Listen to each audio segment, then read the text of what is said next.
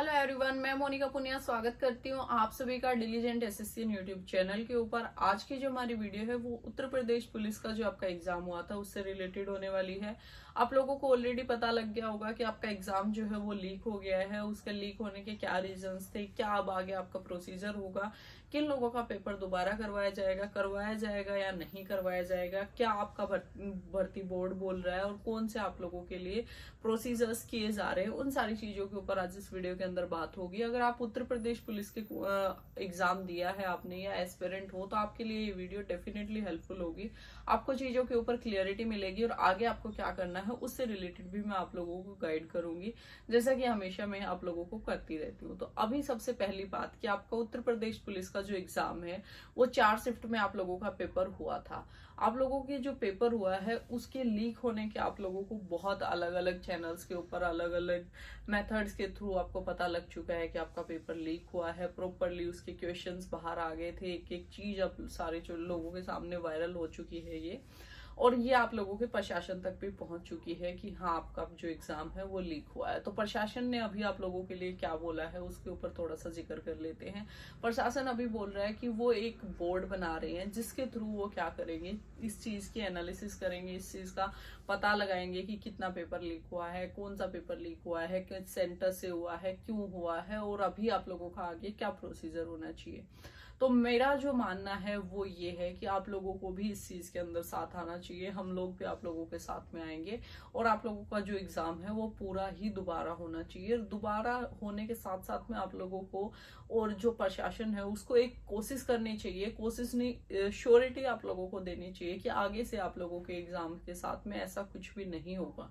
क्योंकि अगर आप एग्जाम दे रहे हो, 2 साल आपने पढ़ाई की है, 3 साल पढ़ाई की है, आपने क्या पता किसी की लास्ट वैकेंसी थी, किसी ने कितने दिन पढ़ाई की है, कितने घरों के सपने जुड़े हुए हैं और आज आखिरी आके क्या हुआ कि आपका पेपर लीक हो गया। जिनके पास पैसे थे वो अपनी जो जॉब है वो ले जाएंगे और आप लोग रह जाओगे। ऐसा नहीं मैं मानती कि कोई पेपर बिल्कुल फेयर होता है, आपके पेपर लीक भी होते हैं, बहुत सारी चीजें भी चलती हैं, लेकिन इतने मास लेवल के ऊपर कभी नहीं होता है जितने लेवल के ऊपर अभी आपका लोगों का हुआ है। मैं तो ये बोलूंगी कि 100% फेयर सिलेक्शन होने चाहिए, लेकिन एटलीस्ट 100% फेयर नहीं करवा पा रहे हो तो आप इतना बुरा हाल तो मत करो कि जो पढ़ने वाले बच्चे हैं वो नौकरी ही ना ले पाए और बाकी लोग उस जगह के ऊपर अपनी जो सेवाएं हैं वो दें।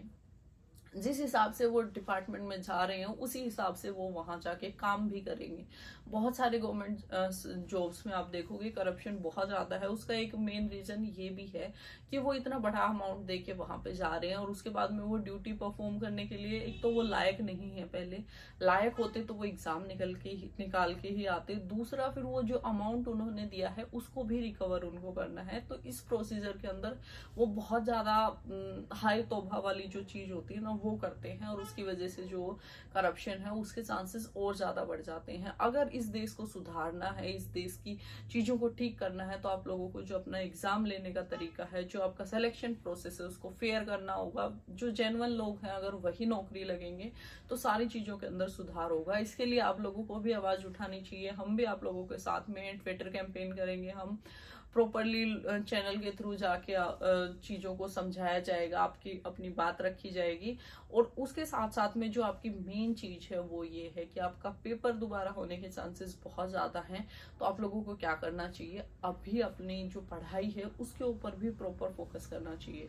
ऐसा ना हो कि आप अभी इन सारी चीजों में लगे रहो और एकदम से जब आपका एग्जाम की कोई दोबारा से डेट दी जाए उस टाइम के ऊपर आप प्रिपेयर्ड ही ना हो सकता है एग्जाम के अंदर 1 महीना और लग जाए और जो चीजें आपने अभी पढ़ी थी वो आप लोगों के दिमाग से निकल जाएं।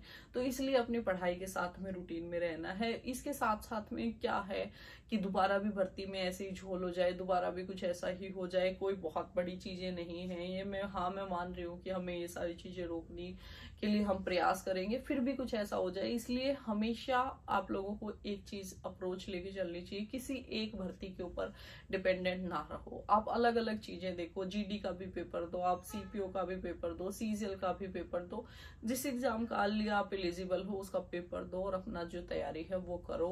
यूपी पुलिस में नहीं तो दिल्ली पुलिस में, दिल्ली पुलिस में नहीं तो दिल्ली पुलिस सब इंस्पेक्टर में, सीजीएल में कहीं ना कहीं आपका सिलेक्शन जो है वो जरूर होगा।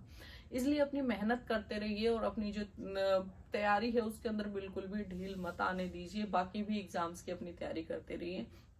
अगर सारी चीजें आप लोगों को समझनी है, करनी है, कैसे आप लोगों को तैयारी करनी है, एसएससी के एग्जाम्स को कैसे तैयारी करनी है, तो आप हमारा टेलीग्राम चैनल और यूट्यूब चैनल दोनों से जुड़ सकते हो। टेलीग्राम चैनल के ऊपर प्रॉपरली मैं फ्री स्टडी प्लान्स आप लोगों को देती हूँ। यूट्यूब चैनल के ऊपर बहुत सारी वीडियोस हैं जिनके माध्यम से मैं आप लोगों को कोशिश करती हूँ कि समझा पाऊँ कैसे कैसे चीजें होती हैं और कौन कौन सी चीज किस तरीके से आपकी वर्क करती है। तो इसलिए अगर आप चाहते हो अपनी बहुत अच्छी तैयारी करना, एक सीरियस एस्पिरेंट हो, तो आप इस चैनल को सब्सक्राइब करना कंसीडर कर सकते हो। आपके लिए डेफिनेटली हेल्पफुल होगा। उसके साथ साथ में अगर आपका कोई भी डाउट है तो आप मेरे से यूट्यूब, कमेंट, टेलीग्राम, इंस्टाग्राम, जो भी पॉसिबल मेथड है उसके थ्रू कांटेक्ट करके आप मेरे से बात कर सकते हो और अपना जो डाउट है उसको सोल्व कर सकते हो।